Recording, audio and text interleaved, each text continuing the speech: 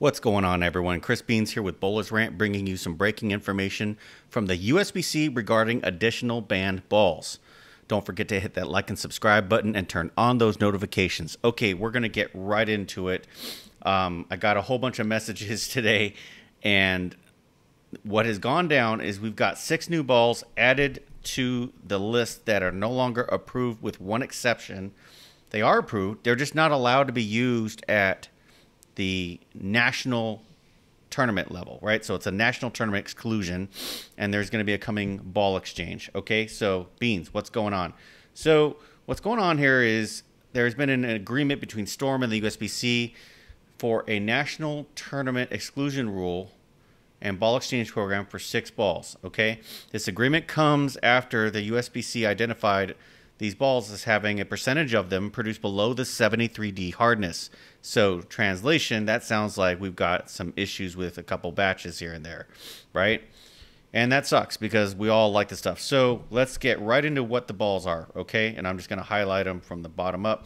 The Storm Phase 4, the Storm Electrify Solid, the Storm Trend 2, the 900 Global Altered Reality, the 900 Global Wolverine, and the Roto Grip UFO Alert. Wow, that is like an all-star lineup. You can make a bag out of that. These are being added to this list. So what does this mean? Effective March 30th, 2022, so that's, I'm recording this on the 29th, these balls are prohibited for use in Usbc national tournaments. Keyword there, national, including but not limited to the Masters, the US Open, Usbc Open Championships, Usbc Women's Championships, all PWBA Tour events, Usbc Junior Gold and Youth Open Championships, Usbc Intercollegiate Championships, Usbc Team USA Team Trials, and Usbc Senior Masters and Usbc Senior Queens. Okay? So, here's the important part for about 99% of you who are listening to this. This part's really important. These balls remain Usbc approved. So this is not the same as the Spectre, okay? I repeat, these balls remain approved. So each Usbc competition, whether tournament or league, has the option to adopt Usbc national tournament rule prohibiting the use of these balls, or can continue to allow them to use them. Okay, that's going to be the real key sticking here, because there are some leagues out there that take themselves way too seriously, especially if you're not a scratch league. If you're just a fun league, recreational league, I really suggest you just skip this and don't make people trade in their balls. You would be doing your bowlers a disservice. That's an opinion on my part. I don't speak for anybody else. The Usbc has shared this national tournament rule with Storm and has Storm support. Storm will offer owners of the affected balls the option to exchange their balls for a new product. Information about the exchange program will be published later this week. Okay, and so there's some stuff here from the Usbc executive director, thanking Storm for collaboration. And he says, and I quote, "There is no perfect solution for this type of problem, but this agreement strikes a balance protecting the integrity of Usbc national tournaments and while giving members a choice of what's best to do for them locally." There's a lot that's being packed in there, okay? But I do like the statement, and I feel like it's a step in the right direction, because you're not making people replace half their bag. I've gotten so many messages from people saying, hey, I have all these balls. What am I going to do? Use a plastic ball? No. You can still use them if your leagues are going to support it, and hopefully they will. As part of the agreement, Storm Products will discontinue sales of the affected balls. Usbc has concluded its investigation and will not be taking action on any additional balls related to this production issue. That's huge, okay? That right there is huge, because I had people messaging me about saying, hey, are we going to see this with any additional balls? And if we're taking this at face value, sounds like this is a done deal and both sides are going to move forward. And I think everybody in the world would like to see that happen.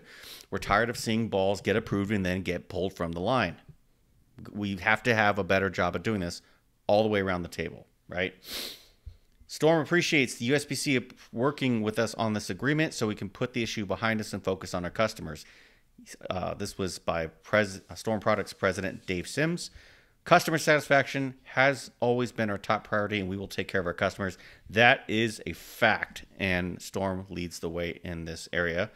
Notably, this agreement does not change the status of the Storm Spectre. The Spectre remains unapproved. Okay, so let's recap. This is only at the national tour level. You can see all this. I've got this link. I'll put it in the video description to bowlersmart.com where you can see this. You've got these 6 balls. Phase 4, Electrify Solid, Trend 2, Global Altered Reality, Global Wolverine, and the UFO Alert. These balls remain USBC approved, and it's going to be up to leagues and whether you can use them, and Storm's going to allow you to exchange them if you want. Okay? So those are the facts. Now we move into the opinion part of this. So I think I have two words that just kind of describe what I would say is the sentiment of people. Cuss words. Like, this is getting ridiculous. Thankfully, if we're taking this at face value, we're moving forward, and that's a good thing because we're tired of seeing products being pulled from the line. We want to use stuff that we're excited about, stuff that looks good, stuff that's shiny. We like throwing stuff at other stuff, and yes, we want to see an end to this. It does beg the question, though, why has there been so much focus on Storm? Are we going to be looking at the other manufacturers as well? And I'm not that is not an underhanded comment to Brunswick. I don't want anybody to take that. There are other manufacturers out there, Big Bowling. You've got that other manufacturer that, you know, can't make a flower to save their life because someone's colorblind and only develops it in Word. And then you've got, I think, you know, Pyramid. Like, are we looking at all the balls? Are we going back and field testing all these out there as well?